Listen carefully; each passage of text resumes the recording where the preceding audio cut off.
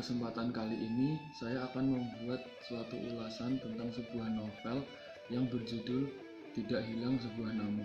Tujuan saya membuat video ini adalah untuk memenuhi kegiatan ujian keterampilan bahasa Indonesia SMA Negeri 1 Salatiga tahun 2020-2021. Novel ini bercerita tentang kehidupan dua anak kembar yang bernama Olive dan Odif.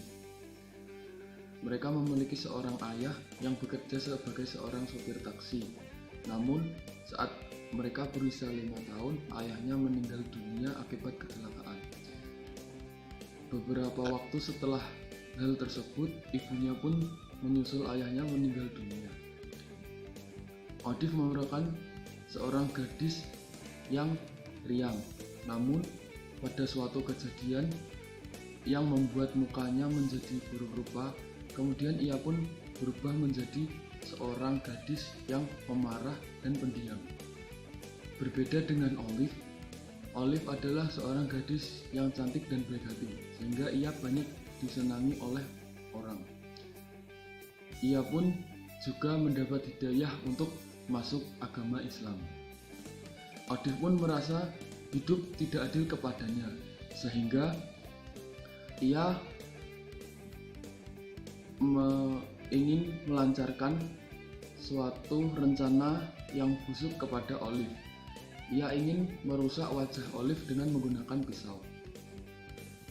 Saat ia ingin melancarkan aksinya, Olive pun memberontak, sehingga tidak sengaja pisau tersebut mengenai leher Olive dan Olive pun akhirnya meninggal dunia. Odif yang awalnya tidak ingin membunuh Olive merasa menyesal dan kaget. Apalagi setelah ia tahu bahwa Olive sebenarnya telah mendaftarkan ia untuk melakukan operasi plastik untuk membenahi mukanya. Kemudian ia menutupi kematian Olive dengan cara menyimpan mayat Olive di bak mandi dan menaburinya dengan wangi-wangian. Kemudian Odif pun melakukan operasi plastik sehingga wajahnya kembali seperti semula, dan ia berperan sebagai Olive agar kematian Olive tidak diketahui oleh orang lain. Namun tidak selang beberapa waktu lama, kematian Olive pun diketahui oleh orang, sehingga membuat Odif masuk ke dalam penjara. Saat di penjara, Odif pun merasa menyesal dan ia pun ingin mengikuti jejak Olive untuk masuk Islam. Ia memiliki seorang teman bernama Arif yang dulunya juga teman Olive saat mengaji. Ia pun berkonsultasi dengan Arif tentang keinginannya untuk masuk Islam. Akhirnya saat ia keluar dari penjara, ia pun resmi masuk Islam dan juga ia pun menikah dengan Arif. Kemudian mereka dikaruniai dua orang anak putra yang bernama Rizky dan Rizka. Buku ini memiliki kelebihan dan kelemahan. Kelebihan buku ini adalah tema yang digunakan dalam buku ini itu sederhana dan dikemas dalam cerita misteri.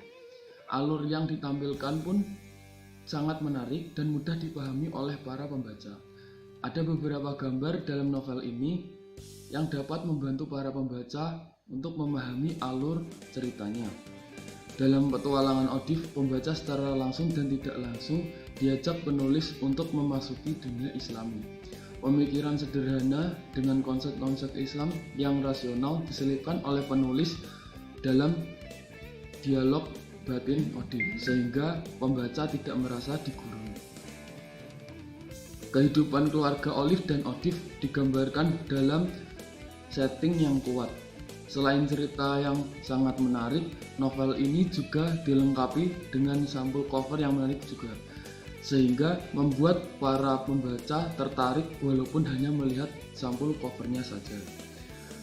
Kekurangan novel ini adalah banyak ditemukan kesalahan ketik yang menurut saya hal itu tidak seharusnya terjadi. Tokoh Odif ditulis dengan tokoh Olive, padahal dalam ceritanya Olive sudah mati. Hal tersebut dapat mengganggu imajinasi para pembaca. Kemudian amanat yang bisa kita ambil dari novel ini adalah kita sebagai manusia tidak seharusnya memiliki perasaan dendam, iri, dan dengki terhadap sesama manusia, apalagi terhadap saudara sendiri. Kita juga harus bisa menerima takdir yang diberikan Tuhan kepada kita, karena itulah yang terbaik untuk kita.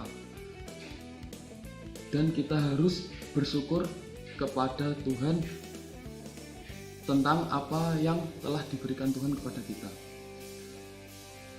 Kemudian sebelum saya menutup video ini, saya akan memberikan satu kata motivasi. Tidak beriman seseorang dari kamu sampai ia menyukai untuk saudaranya dan apa yang ia sukai untuk dirinya. Hadis riwayat Bukhari dan Muslim. Mungkin sekian dari saya. Wabillahi taufiq wal hidayah. Wassalamualaikum warahmatullahi wabarakatuh.